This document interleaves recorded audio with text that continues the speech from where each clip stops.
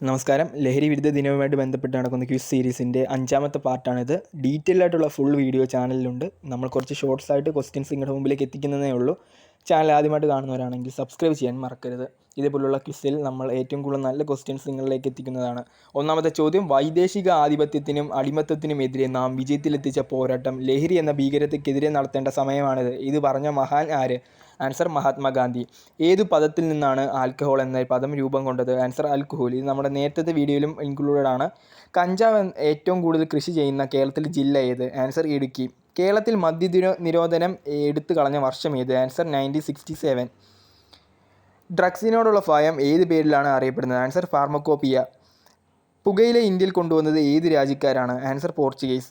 Excise എന്ന വാക്കിൻ്റെ അർത്ഥം എന്താണ്? ആൻസർ: നികുതി.